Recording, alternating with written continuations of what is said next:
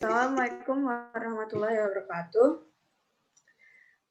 Kami dari kelompok 9 akan mempresentasikan tentang jual beli dalam perspektif tafsir tematik. Saya akan memperkenalkan anggota kelompok saya, ada Farah Zelia Putri, Faren Aditya Pradana, Irfandi Salsabila Widiandita, dan saya Masya Lisa. Next.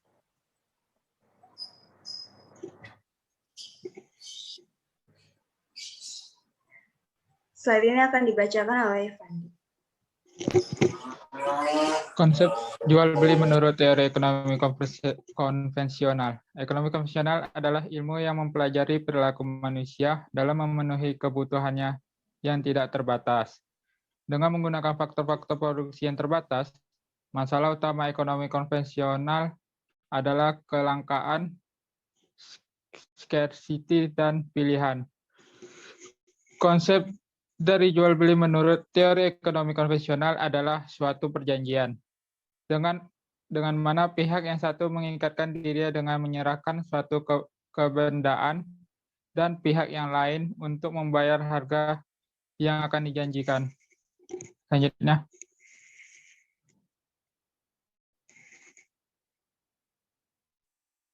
Next.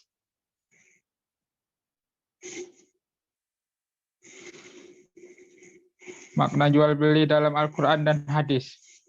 Jual beli tidak terlepas dari aturan yang dibenarkan syariat. Kebenaran tersebut hanya kita dapatkan dari landasan hukum yang pasti, yaitu Al-Quran dan hadis Nabi. Yang pertama, Al-Quran.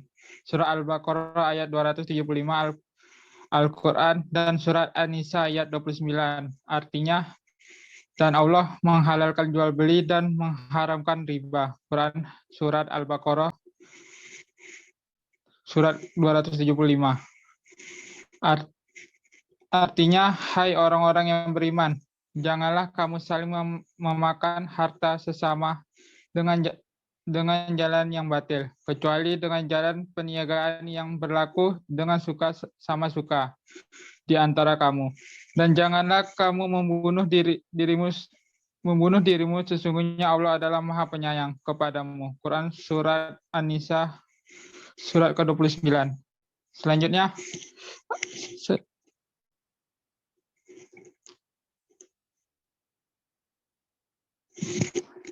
ini siapa yang baca nih?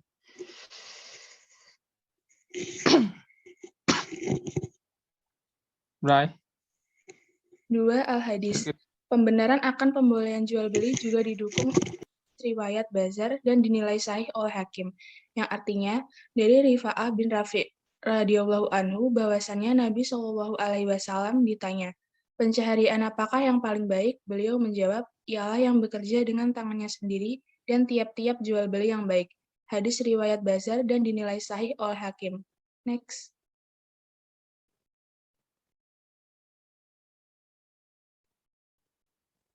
Syarat dan rukun jual beli. 1. Rukun jual beli. Pihak yang bertransaksi adalah penjual dan pembeli. Barang dapat berupa barang atau jasa.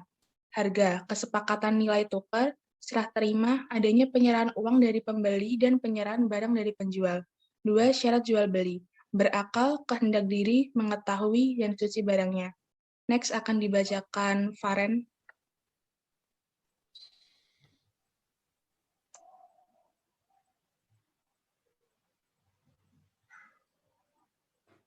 Barang bermanfaat. Barang sudah dimiliki, barang dapat diserah terimakan. Ijab dan kabul, transaksi harus saling terhubung, tidak terpisah meski berbeda tempat. Lafaz dan perbuatan harus jelas. Next.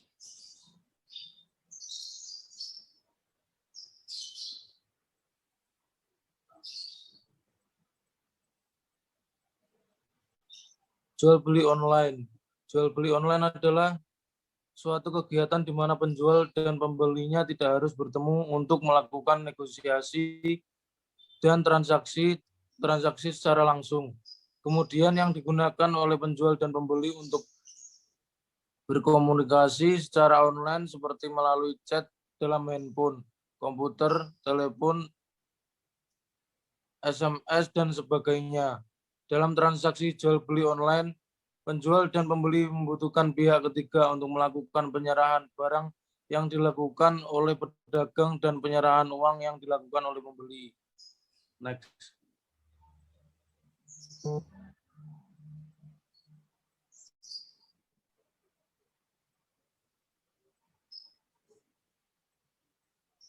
Pemilik situs merupakan wakil atau agen dari pemilik barang.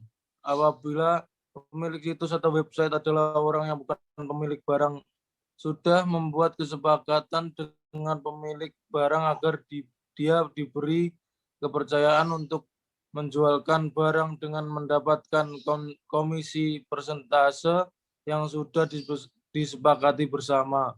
Maka hal ini pun diperbolehkan karena hakikatnya wakil hukumnya sama dengan pemilik barang. Pemilik situs bukan pemilik barang. Pada kasus ini, seorang pembeli menghubungi penjual barang dengan mengirim aplikasi yang sesungguhnya tanpa melakukan akad jual beli, hanya sebatas konfirmasi keberadaan barang. Setelah meyakini keberadaan barang, lalu si penjual meminta pembeli mentransfer uang ke rekeningnya. Next.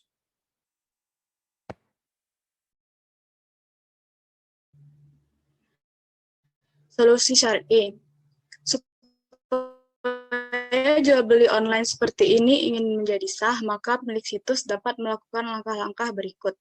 Yang pertama, beritahu bahwa setiap calon pembeli bahwa penyediaan aplikasi permohonan barang bukan berarti ijab dari penjual atau pemilik situs. Yang kedua, setelah calon pembeli mengisi aplikasi dan mengirimkannya, pemilik situs tidak boleh langsung akad jual beli, melainkan harus membeli dulu barang dari pemilik barang sesungguhnya dan ia terima barangnya. Kemudian baru ia menjawab permohonan pembeli dan memintanya mentransfer uang ke rekening miliknya. Lalu barang dikirim kepada pembeli dengan jaminan barang sesuai dengan digambar dan spesifikasinya. Untuk menghindari kerugian akibat pembeli via jual beli online, menarik kembali keinginan atau membatalkan jual belinya, maka si pemilik situs membuat perjanjian selama waktu tunggu, yaitu 3 hari. Ia berhak mengembalikan barang kepada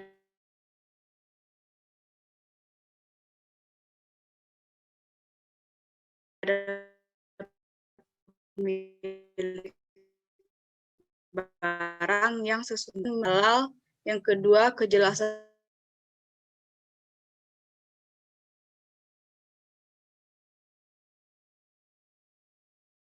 Sembilan, kurang lebihnya mohon maaf. Wassalamualaikum warahmatullahi wabarakatuh.